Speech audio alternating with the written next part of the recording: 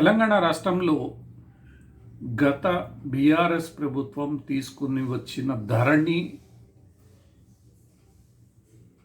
వ్యవస్థను మార్పు చేస్తూ భూభారతి పేరుతో సరికొత్త వ్యవస్థను తీసుకొస్తామని ప్రస్తుతం రాష్ట్రంలో ఉన్న కాంగ్రెస్ పార్టీ ఎన్నికలకు ముందు హామీ ఇచ్చింది. హామీ ఇచ్చిన విధంగానే గత అసెంబ్లీ సమావేశాల్లో ఈ భూభారతికి సంబంధించిన చట్టాన్ని ఆమోదింపజేశారు. ఆమోదించిన చట్టాన్ని గవర్నర్ ఆమోదానికి పంపించారు.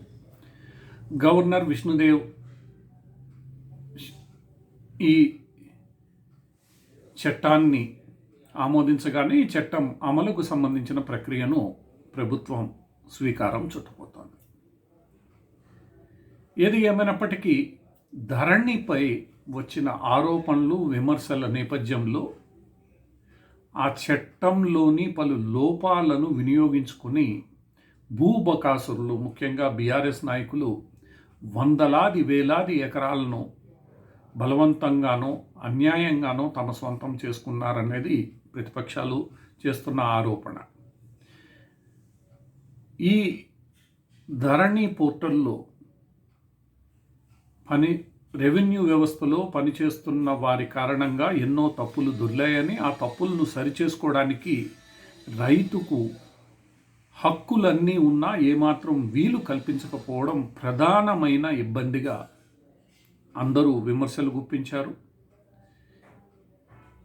అంతేకాకుండా ఒక భూ యజమాని ప్రమేయం లేకుండా ఆ భూమికి సంబంధించిన యాజమాన్య హక్కులు వెనక నుండి మార్చివేయడానికి అవకాశం ఉందని, అంటే దీంతో పాటు ధరణి పోర్టల్లో నిల్వ ఉంచే డేటాకు ఏమాత్రం భద్రత లేదని, అది ఒక ప్రైవేటు కంపెనీకి కావాలనే అప్పచెప్పారనేది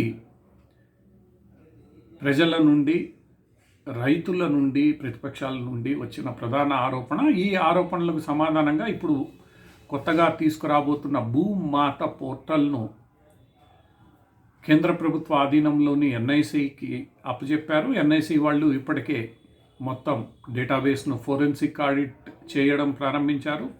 ఫోరెన్సిక్ ఆడిట్ ద్వారా ప్రతి రికార్డుకు సంబంధించిన లావాదేవీలను ట్రాక్ చేయడం ప్రారంభించారు. ట్రాక్ చేసి ఎక్కడ ఏమి ఇబ్బంది కలిగింది అన్న నివేదికను కూడా వారు ఇవ్వబోతున్నారు.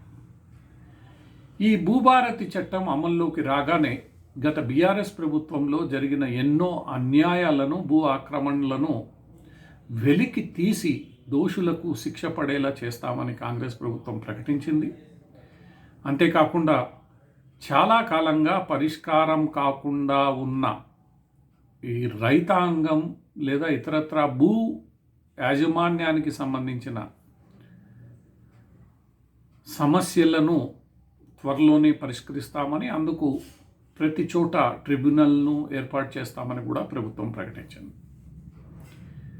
దీంతోపాటు రెవెన్యూ వ్యవస్థ ప్రక్షాళనలో భాగంగా గతంలో బీఆర్ఎస్ ప్రభుత్వం రద్దు చేసిన వీఆర్ఓ వ్యవస్థను కూడా కాంగ్రెస్ పార్టీ తిరిగి ప్రవేశపెట్టనుంది.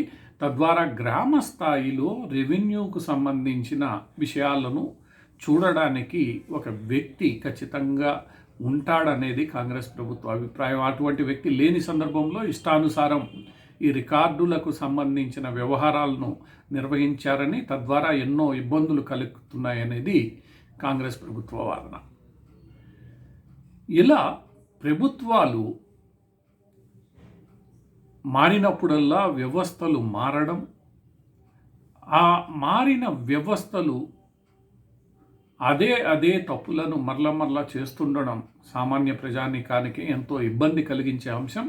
ఈ విషయాన్ని కాంగ్రెస్ పార్టీ ప్రభుత్వం గట్టిగా దృష్టిలో ఉంచుకుని తిరిగి అటువంటి తప్పులు దొర్లకుండా చూసుకోవాల్సిన రీతిలో ఈ మొత్తం కొత్త చట్టాన్ని అమలు చేయాల్సి ఉంటుంది. అది కూడా త్వరితగతిన అమలు చేయాల్సి ఉంటుంది. ఎందుకంటే ఎప్పటి నుండో ఈ సమస్యలు పరిష్కారం కాక రైతాంగం, భూ యజమానులు ఇబ్బంది పడుతున్నారు. వాళ్ళ ఇబ్బందులను త్వరితగతిన పూర్తి చేయాల్సిన అవసరం ఎంతైనా ఉంది. రికార్డులను ప్రక్షాళన చేసి నిజమైన యజమానులకు హక్కులు దక్కేలా చూడాల్సిన బాధ్యత రాష్ట్ర ప్రభుత్వంపై ఉంటుంది. ఇది రాష్ట్ర ప్రభుత్వం తీసుకున్న ఒక కీలకమైన నిర్ణయం. ఎందుకంటే గత ప్రభుత్వం అమలు చేసిన వ్యవస్థపై తీవ్ర స్థాయిలో విమర్శలు, ఆగ్రహం వ్యక్తమైన వేళ అది తిరిగి తలెత్తకుండా రాష్ట్ర ప్రభుత్వం చూసుకోవాల్సి ఉంటుంది.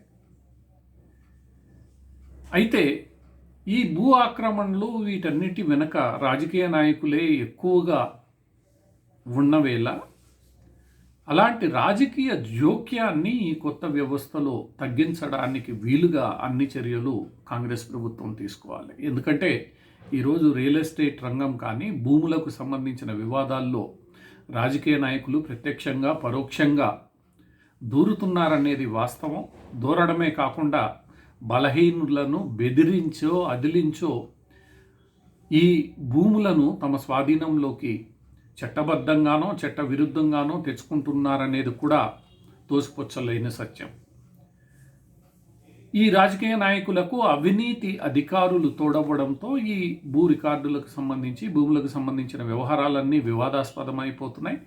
ఈ రాజకీయ నాయకుల అధికారుల నెక్సస్ కారణంగా ఏర్పడిన అవినీతి ఈ మొత్తం వ్యవస్థను ప్రక్షాళన చేయించడంలో విఫలమవుతూనే ఉంది.